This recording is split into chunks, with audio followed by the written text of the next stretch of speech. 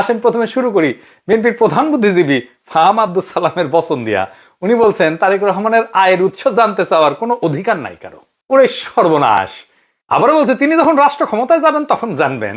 হ্যাঁ, আর আপনাকে নির্বাচনের আগে না জানাইলে আপনি ইচ্ছা হলে ভোট দিয়েন না। শোনেন আগে তার কথাগুলো শুনে নেন তার নিজের মুখে, আমি ব্যানে ব্যানে করছি না, শুনেন। there are two things number one হচ্ছে যে তার ব্যক্তিগত ইনকাম কত, এটা একটা কোশ্চেন। আর একটা কোশ্চেন হচ্ছে দল কিভাবে চলে। তার ব্যক্তিগত তারেক রহমান সাহেব কিভাবে চলে এটা আপনার জানার কোনো রাইট নেই। উনি যখন প্রধানমন্ত্রী হবে তখন আপনি যেতে পারেন, আপনি উনি যদি সংসদ সদস্য হয় তখন জানতে পারেন। এখন আপনার জানার কোনো রাইট নেই। কিন্তু আমি যখন ভোটার হিসেবে তাকে বিবেচনা করব না, ডক্টর সালাম আমাকে একটু বোঝার জন্য, মানে আমি যখন ভোটার হিসেবে ওনাকে বিবেচনা করব যে উনি আর্থিক লেনদেনের ক্ষেত্রে স্বচ্ছ কিনা, উনি কিভাবে টাকা রোজগার করেন। পৃথিবীর সব দেশেই কিন্তু যিনি পলিটিক্যাল পার্টিকে লিড করেন তার টাকা পয়সাটা তিনি কোথা থেকে পান, কোথা থেকে খরচ করেন সেটা সামনে আসে। এটাকে আমি তারেক সাহেবেরটা জানতে পারবো না। পছন্দ না আপনি ওনাকে ভোট দিবেন না। না না, আমি তো জানতে পারছি না পছন্দ না করব কেমনে। পছন্দ না করতে হইলেও তো আমার তথ্য দরকার। না, আপনি আপনার এটা তখনই পাবলিক ইনফরমেশন হবে যখন উনি ইলেকশনে দাঁড়াতে চান কিংবা উনি সরকারে গিয়েছেন। ওই সময় আপনি এত বড় পলিটিক্যাল পার্টি লিডার হিসেবে সেটা পাবলিক ইনফরমেশন না। না কেন? উনি তো এখন পর্যন্ত কোনো ক্ষমতায় যান নাই। ক্ষমতার সাথে কি এটা রিলেটেড ডক্টর সালাম? আমার কি কোনো রাইট আছে আপনার বেতন কতটা জানার? আমি তো পাবলিক পার্টি না, তবুও আপনার রাইট আছে।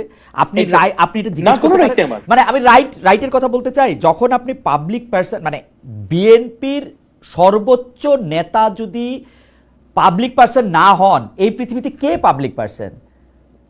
পাবলিক পারসন এখানে প্রিভিয়াসের একটা বিষয় আছে। সেটা হচ্ছে কি আমার ইনকাম। হ্যাঁ অবশ্যই প্রিভিয়াসের একটা বিষয় আছে যে আমার ইনকাম কত।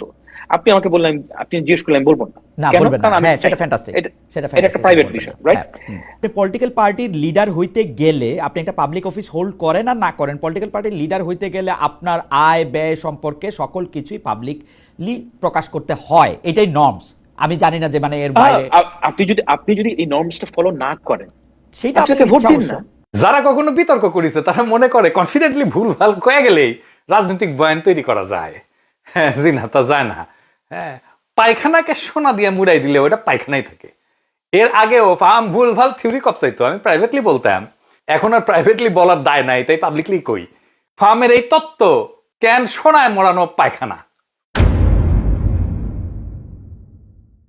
নেতা রাষ্ট্রীয় পদে ছিলেন না, তাই আয় জানানো জরুরি না। এই যুক্তি শুধু বিভ্রান্তিকর না, এটা গণতন্ত্রের মূলে কুঠারাঘাত করা। তো ফাহাম বলছে যে নির্বাচিত হওয়ার পরে জনগণ জানতে চাইতে পারে, তার আয়ের উৎস জানাতে বাধ্য না, আপনি চাইলে ভোট দেন না। এই কথাগুলো শুনতে নিরীহ লাগলেও বাস্তবে এগুলোর মধ্যে গণতন্ত্র, স্বচ্ছতা, জবাবদিহিতার বিরুদ্ধে একটা ভয়ঙ্কর চক্রান্ত লুকায় আছে।